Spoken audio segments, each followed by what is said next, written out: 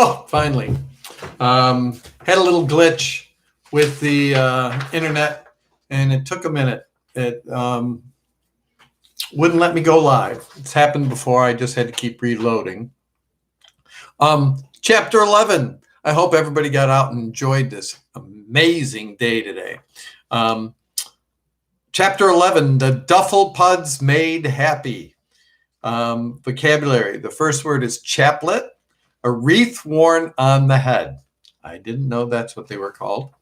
Crestfallen means when you're disappointed, you're crestfallen. Lemon squash, a drink similar to lemonade. Sounds like it, squash the lemon squash. Conceited, having too high opinion of yourself. An astrolabe.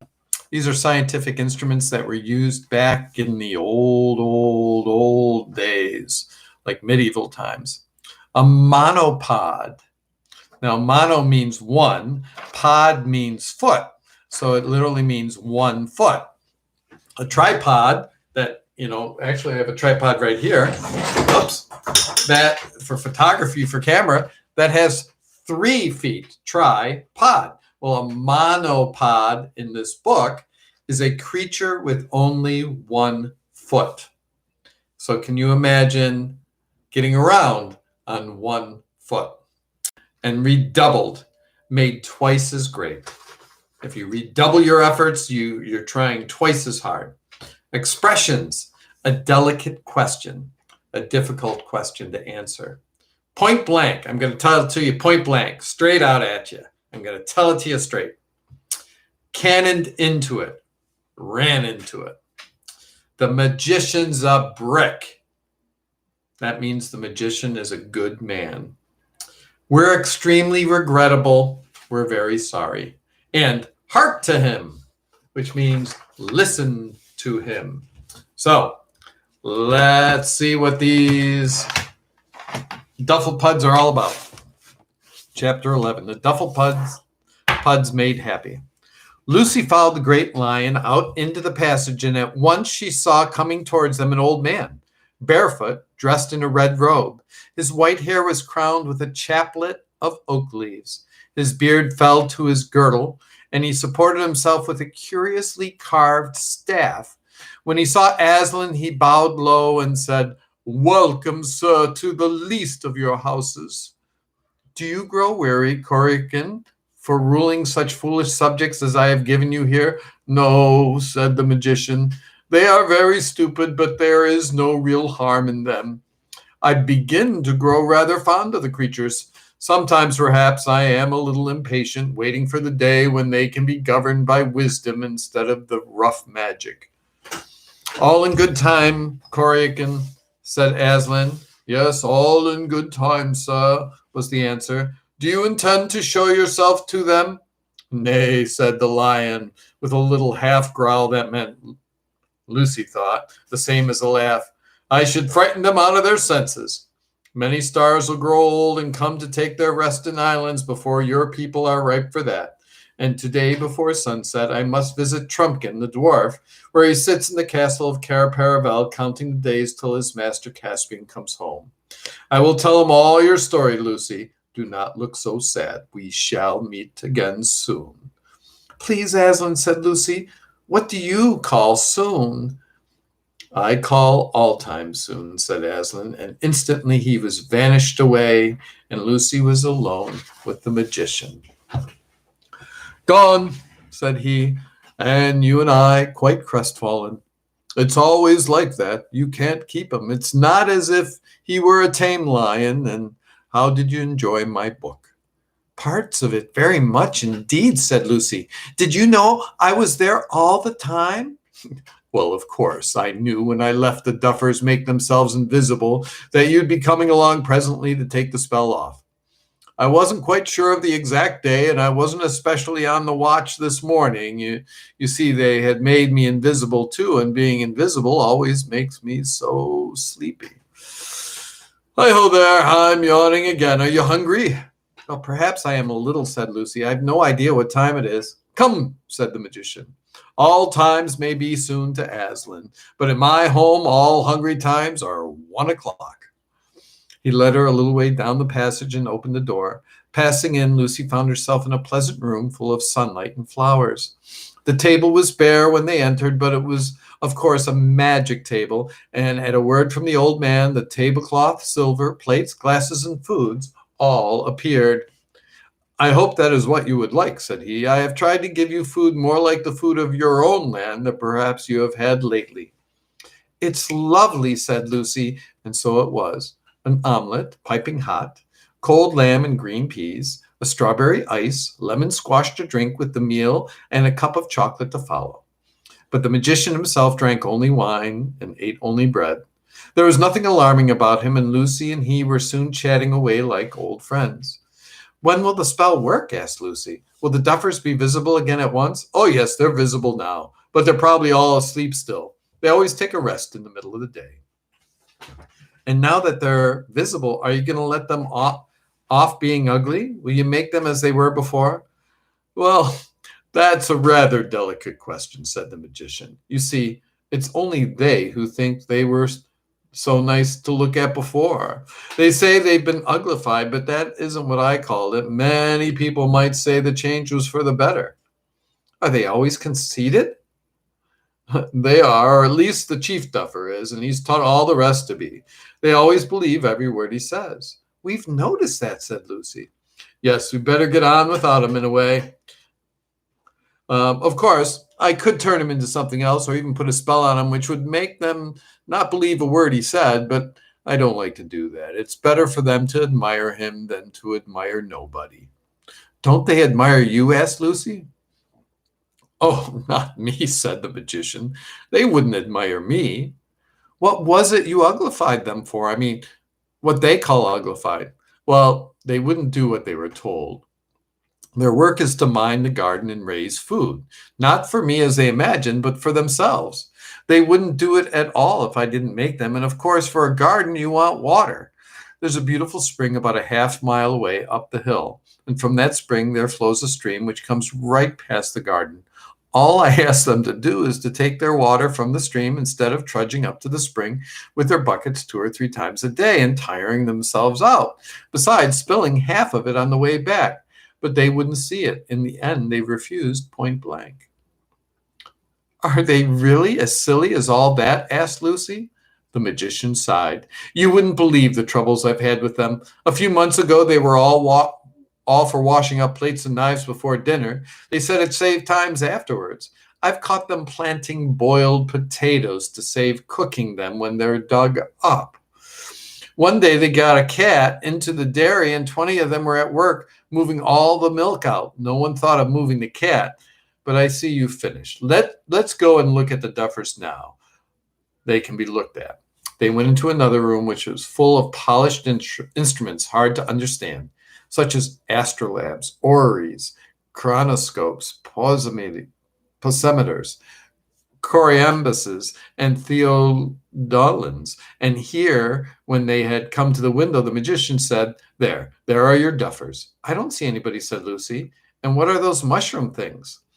Things she pointed at were dotted all over the level grass. They were certainly very like mushrooms, but far too big. The stalk's about 3 feet high, and the umbrella is about the same length from the edge to edge.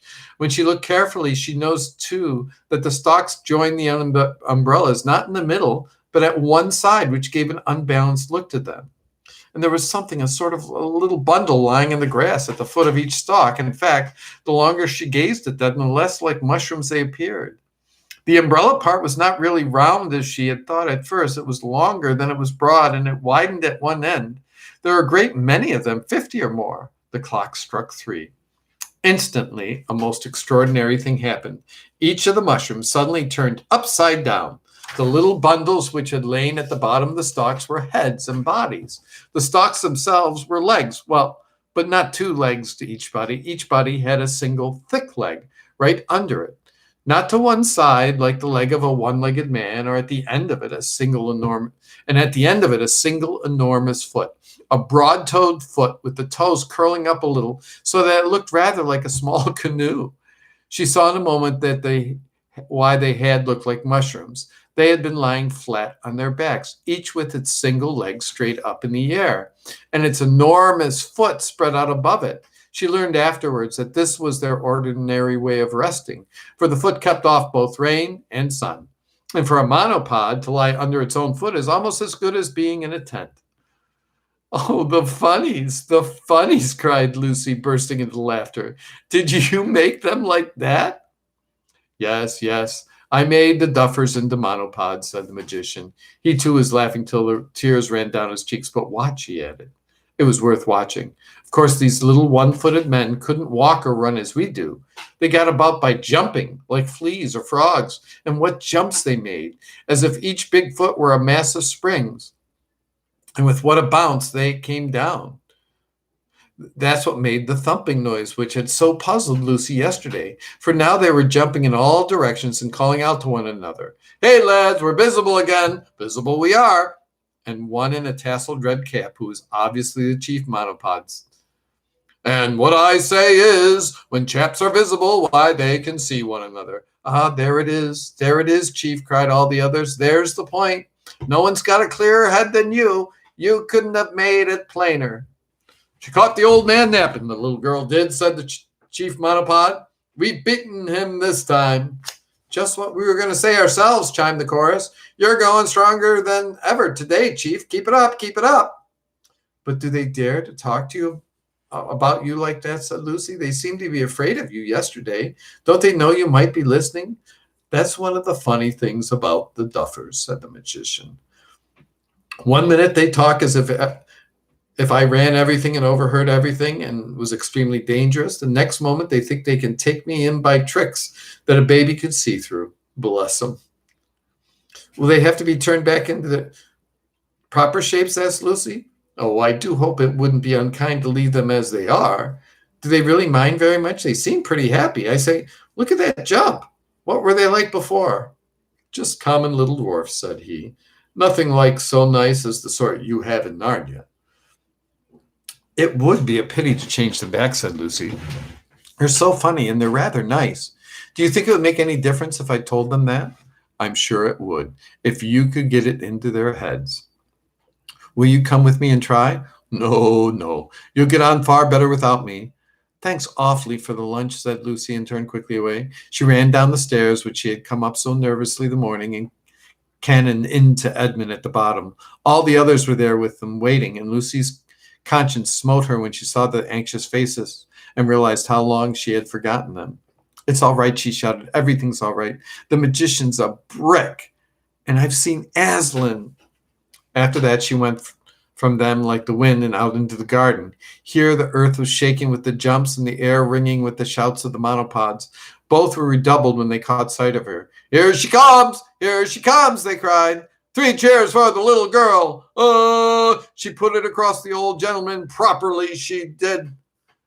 And we're extremely regrettable, said the chief monopod, that we can't give you the pleasure of seeing us as we were before we were uglified. For you wouldn't believe the difference, and that's the truth. For there's no denying we're mortal ugly now, so we don't deceive you. That we are, Chief, that we are, echoed the others, bouncing like so many toy balloons. You've said it, you've said it. But I don't think you are at all, said Lucy, shouting to make herself heard. I think you look very nice. Hear her, said the monopods. True for you, missy. Very nice we look. You couldn't find a handsomer lot. They said this without any surprise and did not seem to notice that they had changed their minds. She's a saying, remarked the chief monopod, as how we looked very nice before we were uglified. True for you, Chief, true for you, chanted the others. That's what she says. We heard her ourselves. I did not, bawled Lucy. I said you're very nice now. So she did, said the chief monopod. Said we were very nice then. Hear 'em both, said the monopods. There's a pair for you, always right. They couldn't have put it better. But we're saying just the opposite, said Lucy, stamping her feet with impatience. So you are, to be sure, so you are, said the monopods. Nothing like an opposite. Keep it up, both of you. You're enough to drive anyone mad, said Lucy, and gave it up. But the monopod seemed perfectly contented, and she decided that on the whole, the conversation had been a success. And before everyone went to bed that evening, something else happened which made them even more satisfied with their one-legged condition. Caspian and all the Narnians went back as soon as possible to the shore to give the news to Rince and the others on board the Dawn Treader, who were by now very anxious. And of course, the monopods went with them, bouncing like footballs and agreeing with one another in loud voices till Eustace said, "I wish the magician would make them inaudible instead of invisible." He was soon sorry he had spoken, because then he had to explain that an inaudible thing is something you can't hear. And though he took a lot of trouble, he never felt sure that the monopods had really understood. And what especially annoyed him was that they said in the end, he can't put things the way our chief does. But you'll learn, young man. Hark to him. He'll show you how to say things. There's the speaker for you. When they reached the bay, Reepicheep had a brilliant idea. He had his little coracle lowered and paddled himself about until the monopods were thoroughly interested. He then stood up in it and said, "Worthy and intelligent monopods, you do not need boats. Each of you has a foot that will do instead. Just jump as lightly as you can on the water and see what happens." The chief monopod hung back and warned the others that they'd find the water powerful wet. But one or two of the younger ones tried it almost at once, and then a few others followed their example, and at last the whole lot did the same. It worked perfectly. The huge single foot of a monopod acted as a natural raft or boat, and when Reepicheep had taught them how to cut rude paddles for themselves, they all paddled about the bay and round the Dawn Treader, looking for all the world like a fleet of little canoes, with a fat dwarf standing up in the extreme stern of each. And they had races, and bottles of wine were lowered down to them from the ship as prizes, and the sailors stood leaning over the ship's side and laughed till their own sides ached. The Duffers were all very pleased with their new name of monopods, which seemed to them a magnificent name, though they never got it quite right. "That's what we are," they bellowed. "Moneypuds, pominods, pottymums." Just what it was on the tips of their tongues to call ourselves, but they soon got it mixed up with their old name, Duffers, and finally settled to calling themselves Dufflepuds. And that is what they will probably be called now for centuries. That evening, all the Narnians dined upstairs with the magician, and Lucy noticed how different the whole top floor looked now that she was no longer afraid of it. The mysterious signs on the doors were still mysterious, but now looked as if they had kind and cheerful meanings, and even the bearded mirror now seemed funny rather than frightening. At dinner, everyone had by magic what everyone liked best to eat and drink, and after dinner the magician did a very useful and beautiful piece of magic. He laid 2 blank sheets of parchment on the table and asked Drinian to give him an exact account of their voyage up to the date. And as Drinian spoke, everything he described came out on the parchment in fine, clear lines, till at last each sheet was a splendid map of the Eastern Ocean, showing Galma, Terabithia, 7 islands, the Lone Islands, Dragon Island, Burnt Island, Deathwater, and the land of the Duffers itself. All exactly the right sizes and in the right positions. They were the first maps ever made of the seas, and better than any that have been made since without magic. For on these, through the towns and mountains looked at first just as they would on an ordinary map. When the magician lent them a magnifying glass, you saw that they were perfect little pictures of the real things, so that you could see the very castle and slave market and streets in Narrow Haven, all very clear, though very distant, like things seen through the wrong end of a telescope. The only drawback was that the coastline of most of the islands was incomplete, for the map showed only what Drinian had seen with his own eyes. When they finished, the magician kept one himself and presented the other to Caspian. It still hangs in his chamber of instruments at Cair-Paravel. But the magician could tell them nothing about seas or lands further east. He did, however, tell them that about 7 years before, a Narnian ship had put in at these waters, and that she had on board the Lords Revilian, Argos, Mavramorn, and Roop. So they judged that the golden man they had seen lying in Deathwater must be the Lord Restamar. Next day, the magician magically mended the stern of the Dawn Treader where it had been damaged by the sea serpent, and loaded her with useful gifts. There was a most friendly parting, and when she sailed 2 hours after noon, all the Dufflepuds paddled out with her to the harbor mouth and cheered until she was out of the sound of their cheering. Tomorrow is Chapter 12, The Dark Island. Sounds a little foreboding. I don't think it's going to be as nice as this island. So we'll see what tomorrow brings. Thank you for following me every night. You must be enjoying it, and we'll keep going here for a little bit longer. Have a good evening and enjoy the lovely weather.